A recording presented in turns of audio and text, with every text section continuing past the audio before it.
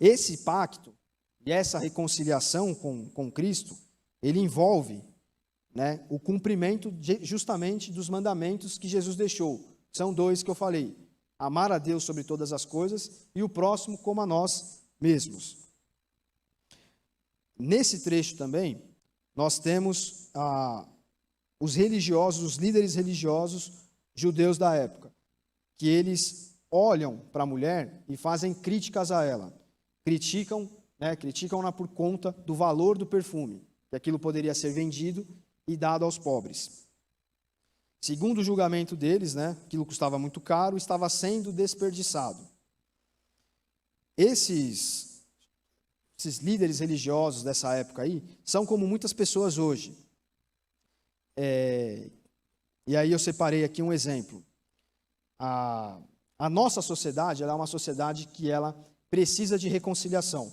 Saindo do âmbito da reconciliação e do perdão que nós temos para com Cristo em nossa vida individual, quando nós olhamos para a nossa sociedade, nós vemos que é uma sociedade que necessita dessas coisas, de perdão e de reconciliação.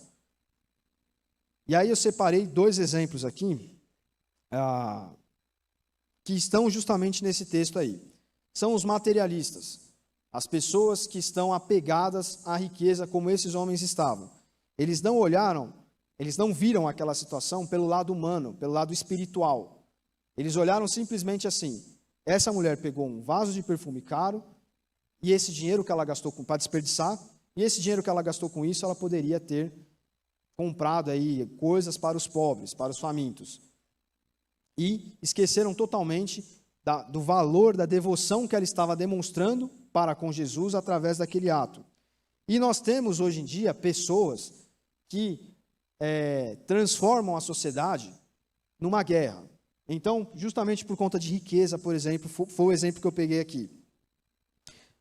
O nosso mundo é um mundo que mostra para as pessoas, vende a ideia de que nós só somos bem-sucedidos na vida quando nós alcançamos um certo grau de riqueza, né?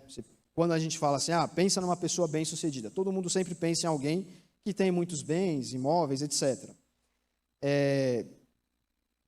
E em cima da riqueza, né, o diabo, o demônio, ele justamente trabalha essa divisão da sociedade. É um ponto muito forte onde isso é trabalhado, né? Existem aí os avarentos, são muitas vezes chamados de dinheiristas, capitalistas, etc., que são pessoas aprisionadas ao dinheiro, né?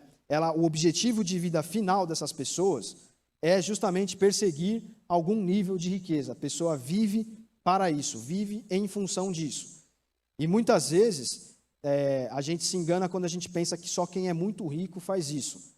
Essa é uma ideia que nos ataca constantemente, que está constantemente tentando entrar na nossa cabeça, digamos assim, para que nós vivamos dessa forma. E a maior parte da sociedade liga esse sucesso, né, de vida unicamente à questão do dinheiro. Mas o Evangelho, Jesus Cristo nos mostra, né, por meio do Evangelho, que esse não é o motivo de vida humana, né? Como que nós nos reconciliamos com Deus, por exemplo, nessa área. Eu citei vários textos aqui nesse PDF que eu falei, mas Jesus ele resume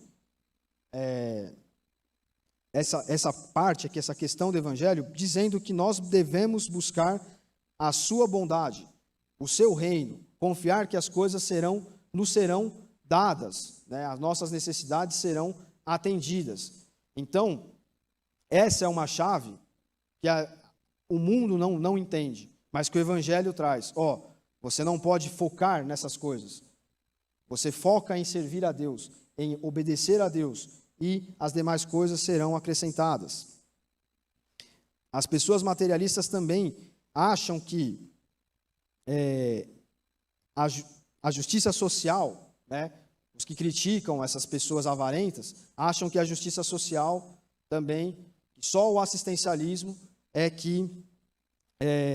é a maior fonte de satisfação, é o alcance de satisfação nesse mundo, né? Muitos usam, inclusive, o Evangelho como desculpa para atacar, muitas vezes pessoas com ideologias, né, usam o Evangelho para atacar um sistema econômico, político, etc.